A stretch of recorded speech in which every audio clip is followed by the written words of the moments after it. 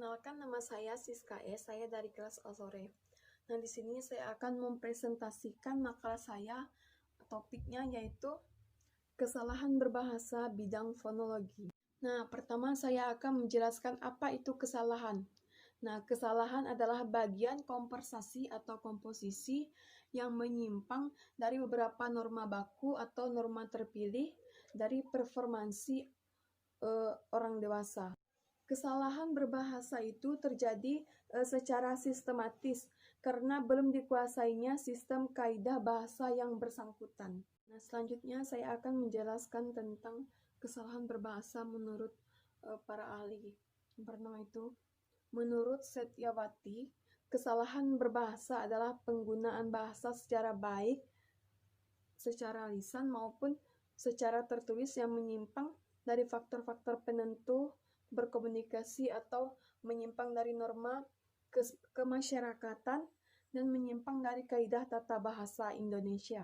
Nah, baiklah, selanjutnya saya akan menjelaskan apa itu fonologi. Nah, fonologi adalah ilmu tentang perbendaharaan bunyi-bunyi bahasa dan distribusinya. Nah, fonologi juga dapat diartikan sebagai kajian bahasa yang mengkaji tentang bunyi-bunyi bahasa yang diproduksi oleh alat ucap manusia.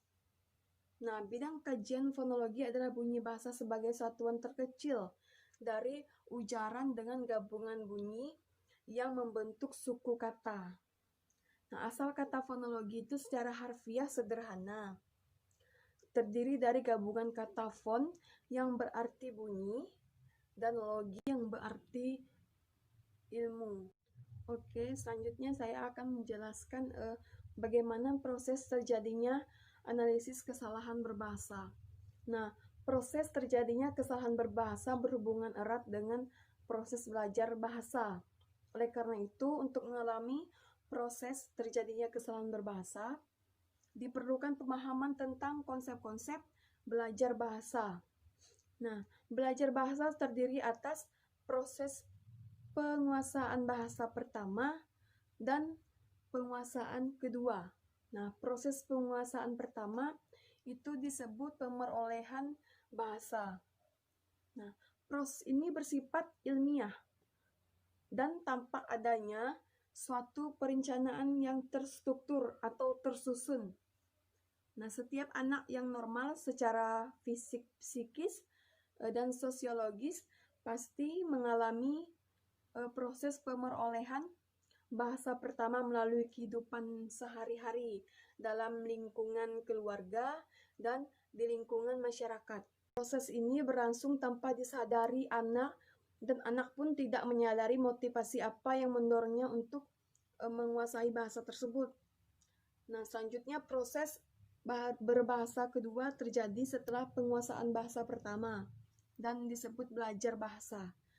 Nah, proses ini umumnya berlangsung secara terstruktur atau tersusun, dan siswa menyadari bahwa dia sedang belajar bahasa dan juga menyadari motivasi apa yang mendorongnya untuk mempelajari dan menguasai bahasa tersebut. Nah, jadi perbedaan di antara kedua proses berbahasa ini itu untuk proses berbahasa yang pertama itu anak tidak menyadari kalau dia sedang belajar bahasa dan tidak mengetahui atau tidak menyadari motivasi apa yang mendorongnya untuk belajar berbahasa. Nah, sedangkan untuk proses belajar berbahasa yang kedua itu, anak sangat menyadari jika dia sedang belajar bahasa dan menyadari atau memahami motivasi apa yang mendorong dia untuk belajar berbahasa. Cukup sekian presentasi atau penjelasan yang dapat saya paparkan. Kurang lebihnya saya mohon maaf. Terima kasih.